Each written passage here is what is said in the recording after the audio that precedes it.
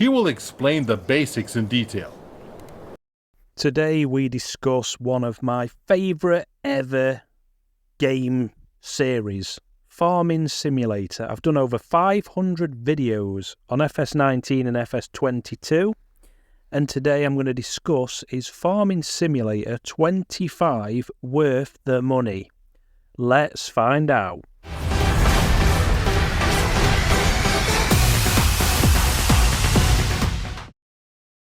Now, jumping straight in, I'm going to say the price. It's about £40 to buy English pounds, Great British pounds, to buy Farming Simulator 25. And for me, I think it's an absolute bargain.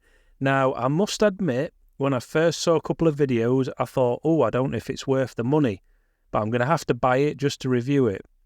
And I bought it, and I've played it, and wow. The graphics are absolutely incredible. I love the ground deformation, how it seems to kick up more soil and change how the ground looks. The just weather and the fog and lighting just look more realistic and more immersive. And the gameplay itself is absolutely incredible. Now, the leap from FS19 to FS22 was quite a big leap, and I would say I think this is just as big a leap from 22 to 25. Now, let me know what you think in the comments before I jump into this review. I just want to say, let me know what you think. Do you think this is worth it? Drop me a message below.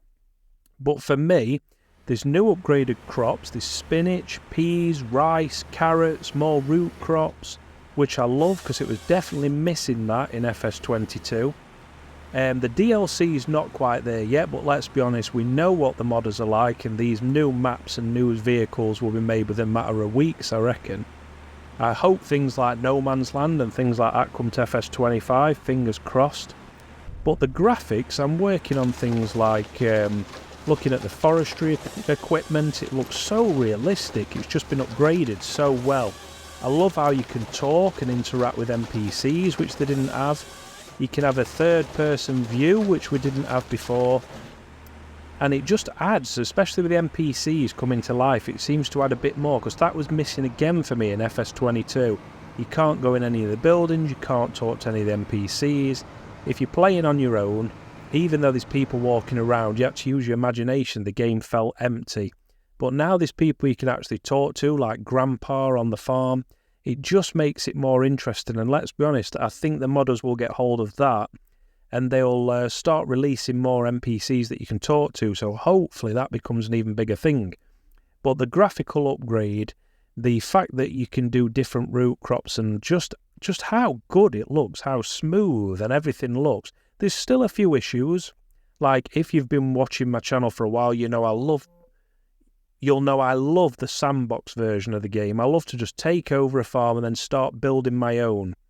Now, it still seems to mess up the floor a little bit when you put a new building in.